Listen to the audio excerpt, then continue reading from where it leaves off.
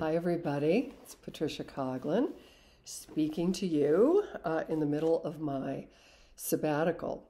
And having this concentrated time to write is really driving home some very important factors that are involved in being highly creative and productive and getting better at what you do, going from good to great. So I wanted to share some of those with you.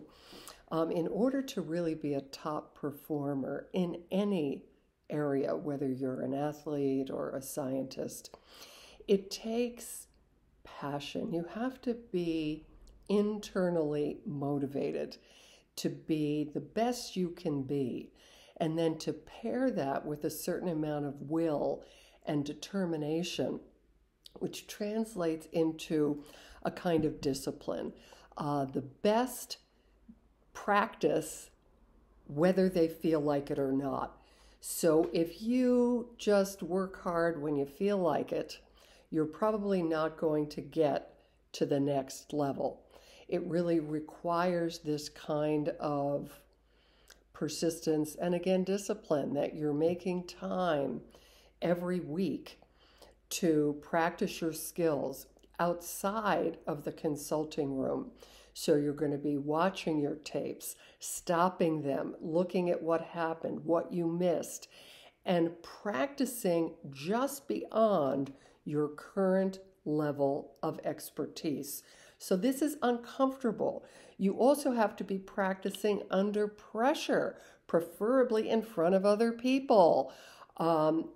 Could be peers, but also it looks like it's even better to have a really experienced coach or supervisor. And of course, you're going to have to be open to feedback and being willing to hear some difficult things in order to get better.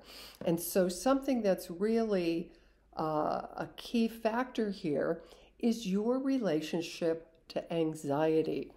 I read a really interesting book called A Writer's Time by Kenneth Atchity, I think you say it, on how to write productively.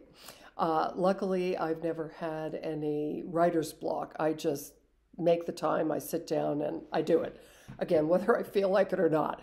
And I just get it down on the page. It doesn't matter if it's clunky, because I'm going to have time to read that over and edit.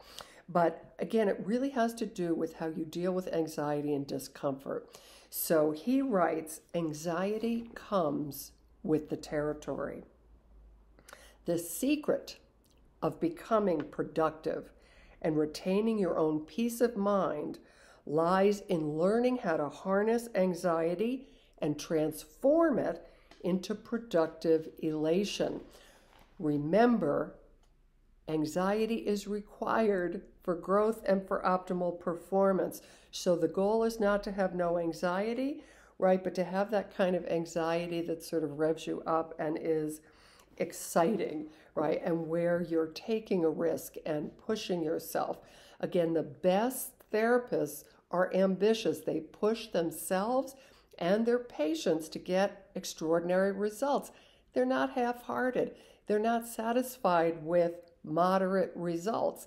So again, you either have that fire in your belly or you don't.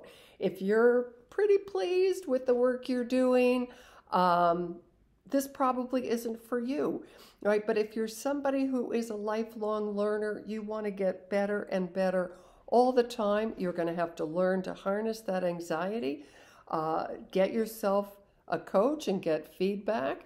Remember, the top athletes, the most extraordinary opera singers at the top of their game are still getting coached.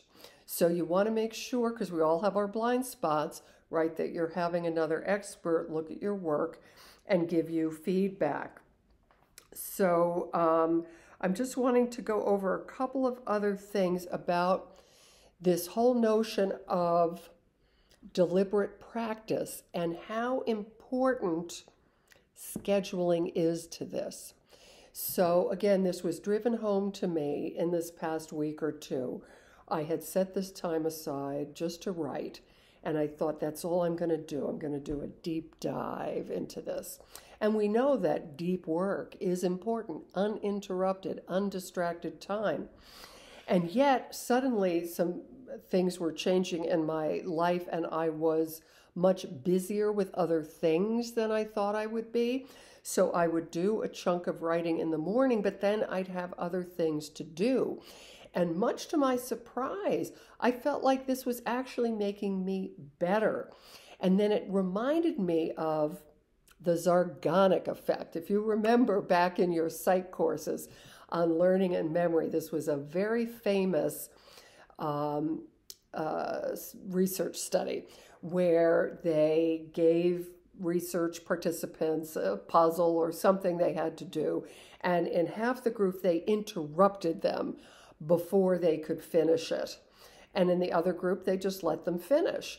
And then later they came back and asked them about the actual puzzle or whatever the issue was, right, that they were working on. And the people who had been interrupted had much better recall. They had a better memory for that event or that activity. So what that means is that you're going to couple this intense, deep work with breaks. So don't necessarily finish the chapter. Do 3/4 of it and then stop, because in the back of your mind, you will be working on it and you will get other ideas while you're doing something else or while you're resting. So this is another thing that's really important. It turns out the top performers sleep more than average. So again, it's this coupling of intense, focused, deliberate work, stretching beyond your current level of competence, and then taking a break and resting and taking a nap or making sure that you sleep at least 8 hours. It's during sleep that long-term memory in particular is going to be consolidated. So I just finished a 3-day training and I was spent. I mean, I gave everything I had and I slept 11 hours last night and now I feel terrific. So I hope that this combination of factors is going to help you go from good to great, right? That you're doing this deliberate practice, but in chunks of time that are broken up with periods of rest and doing other fun things and sleeping, and that you really learn to harness your anxiety and use that, right, as energy and excitement to keep you going. So I hope to hear from you. And again, I don't know if we'll do another video before the end of the month. We'll just see how it goes. Thanks. Bye.